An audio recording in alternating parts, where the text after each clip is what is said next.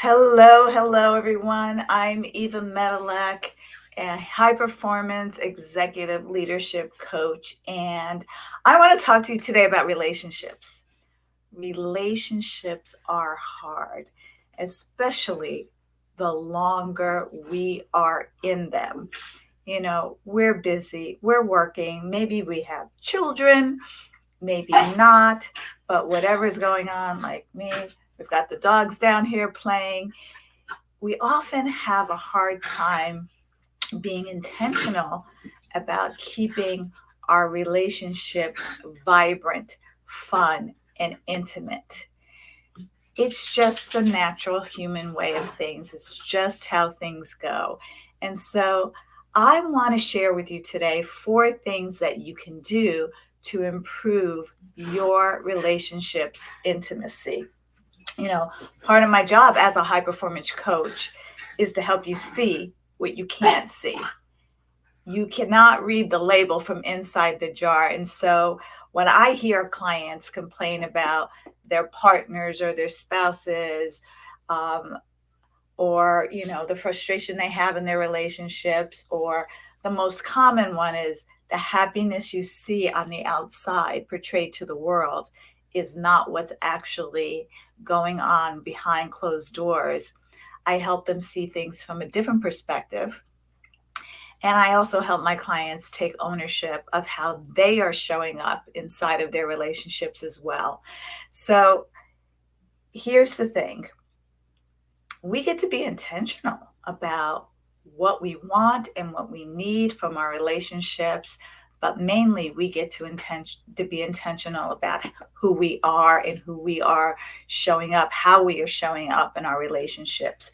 So the first thing I want to share with you is mostly your responsibility. It's not what you're asking from your partner or your spouse or your significant other. This is for people who are ready to take radical responsibility for who they are being inside their relationships. And so the first reminder, and I'm saying this to myself as much as I am saying this to you, is number one, praising your partner. Now, I think it's fair to say that a lot of us have probably heard of the book, The Five Love Languages by Gary Chapman. And if you haven't read it, I suggest that you get it, especially if you're in a relationship or hoping one day to be in a relationship. We all have different love languages. I can't remember all 5 at the top of my head, but there is physical touch, words of affirmation, acts of service, and there's 2 more in there that I can't quite remember. But your partner may have a different love language than you do. Most of the times we do. And when we speak our love language to them, it's not received in the same way as if somebody spoke our love language to us and we really feel loved and cared for. But I think one of the universal languages that we can all share with is praise. Praise your partner. What is your partner really good at?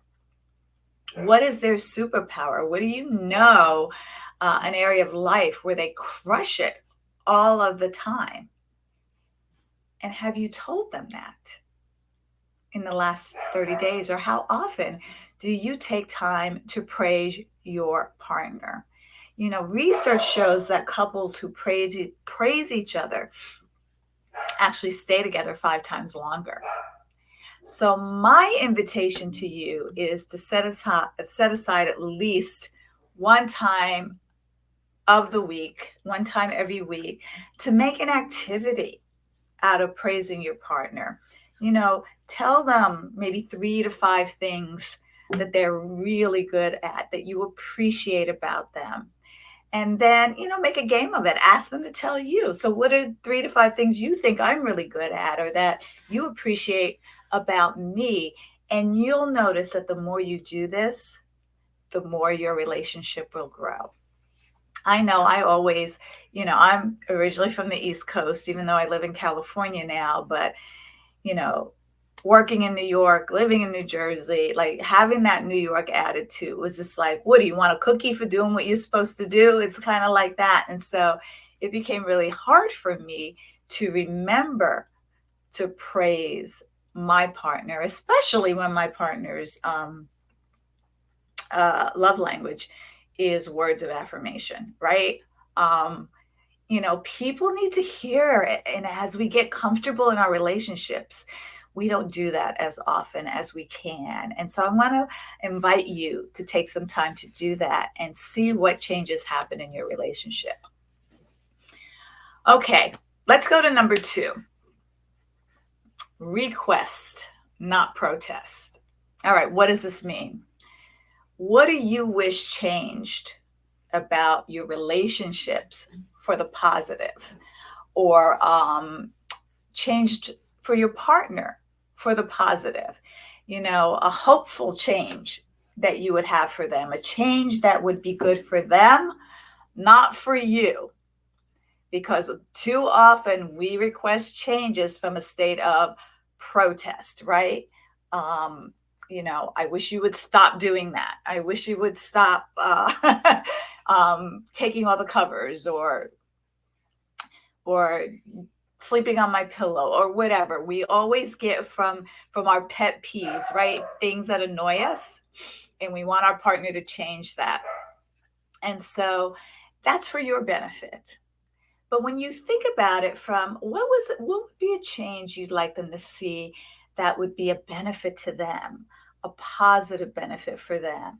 Like, for example, if your significant other is working late into the night and not getting enough sleep, and you seeing that it's affecting their mood or their health or their their ability to do a good job, one of the things you can say to them, like, I would love to see you, at least get 7 hours of sleep each night so that you feel better in the morning, so that you're not as tired, that you're not, you know, that you're healthier. I really want to see that for you. So, you know, that's what I would want to see to help you out. We want to be less critical about people. Sorry about the doggy squeaky toy. We want to be less critical about them. And maybe you have a partner that beats themselves up when they make a mistake, or they don't do anything, or when they spend a lot of time in self beat up, or they criticize their body or their looks or their hair.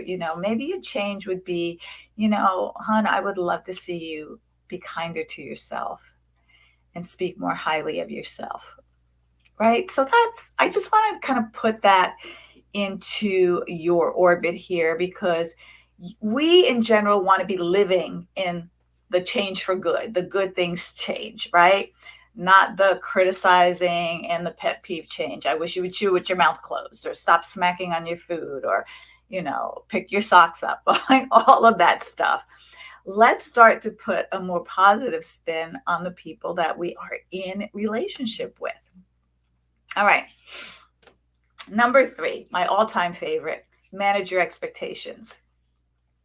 So here's why I say this. I notice in general, not only with myself, but with a lot of my clients, we make positive changes for ourselves. We're reading the self-help books. We have the personal development coaches. We are on a quest and a journey for our emotional intelligence. And that's good for us, and it's good for the people around us. The problem comes in when we're expecting our partners to be on that same journey with us, and then we get mad at them because they are not. Remember, your partner's timeline for growth is different from yours. For example, you stopped eating Doritos 2 weeks ago because you realized Doritos are not good for your health. Now, don't start judging your partner because they're still eating Doritos, because just 3 or 4 weeks ago, you were eating them together while watching Netflix. So all of a sudden, you're on a health kick. You're on this journey to change your health. They haven't gotten there yet, and now you're mad at them, right? When you expect them to be exactly like you, You're operating from a space of judgment. And then you become disappointed or angry or frustrated because they're not on this journey with you and your expectations are not being met. My invitation to you is to try to see both the good and the bad in any person or situation instead of going to that default of devaluing them. They're not on the spiritual journey that I am not. I want you to become their cheerleader, not their criticizer, right? Bees are attracted to honey. How can you cheer them on, encourage them, live and lead by example and not by making someone else feel that something is wrong with them and they need to change? That's why you're getting resistance from your spouse or partner, because you're on your spiritual, personal development, emotional growth journey, and they're not. And so now you're looking down at them and making them feel bad or wrong. When you got together with them, they were the same person that you fell in love with, that you moved in with, that you had children with, that you're building a life with. And now all of a sudden, you've discovered a new personal growth journey, which is great. Good for you. But don't be mad at them because they're not on that same timeline. Maybe their personal growth journey will be sparked by something a year or 2 or 3 down the road. So be careful of that judgment. The fourth thing, your partner is not responsible for your growth. Your partner is not your therapist. Your partner is not put here to heal your triggers. You need to own and heal your own stuff. Your emotions and your feelings are not your partner's obligation or responsibility. They are not your accountability partner. Get a coach, get a therapist, have a friend be your accountability partner, not your significant others. Because when you either expect or demand those type of things from your partner, their bitterness for you starts to grow. And that can be a blockade to intimacy. Your partner is not here to serve your needs. That is not a path to intimacy. And you getting bitter about them not serving, like we talked about before, your timeline of expectations, that is also a blockade to intimacy. They're not your servant. Don't demand that they adhere to your timeline and that they are your personal life coach. You want to be the role model and the example of personal growth and development. All right.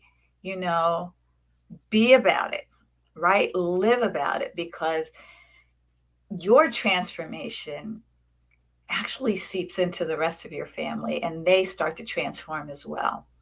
And so don't have these high expectations. You get to be patient. You get to be kind. You get to be loving. And don't let your bitterness and resentment because your expectations aren't met destroy your intimacy. So the bottom line is you own your life, not theirs.